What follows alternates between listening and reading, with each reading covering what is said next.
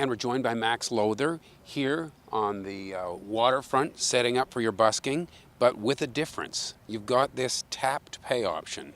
What's the idea there? It's to give people another option on how they want to tip. We don't solicit money from people. We just are out here, enjoying our own music and sharing our entertainment with others. And it's just another option because we're moving into a cashless society. And oftentimes over the years that I've been out busking, I see people reach into their pockets. They hesitate for a moment and then they continue walking. Right. But everybody's got their phone. Yeah, or their tap card, tap-enabled card. Yeah. A lot of people don't have their cards tap-enabled, but a lot of people are into the technology and they do have their cards on their phone where nobody else can get at it but them. So they will use that, and then when they tap, they actually see exactly how much was debited to their card. So, it works a little easier. It's just simple because most people don't carry cash around anymore. So was it hard to set this up? You're an IT guy in your other job for Interior Health. Do you need to be really techie or tech smart to set up a system like this? No. Square, who's the manufacturer and vendor of this particular payment device, they made it very simple. They have videos in the app, so you just have to download the app to the phone that you're going to be, processing the payments through, and it's very, very simple. And early days here, but what's been the public reaction to looking down and seeing that you've enabled yourself for tap to tip donations?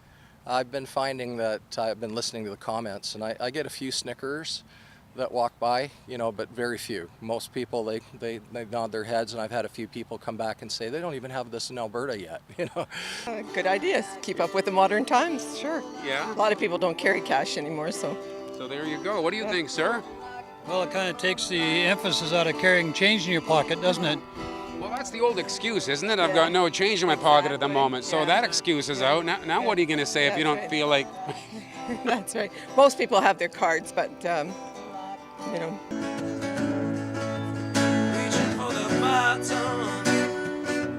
Now, it turns out Lowther isn't the only one using the tap for tip. Dan Lowen here says he's had it in place since May. Most people are not super eager about it at first, but there's a few people that are actually looking for it. These early adopter tech people, they're really impressed that I happen to have it out and that I happen to have a system that has it all working.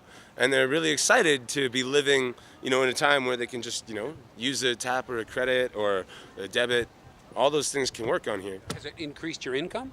A little bit, yeah, I think so. I think it's always good to have a diversity of options for payment, because this is one of many income streams for me. So I take, when I work on a contract, I'll work for cash or a check or a direct deposit, something like that. I've got lots of options to take money. So this is just an extension of that, right?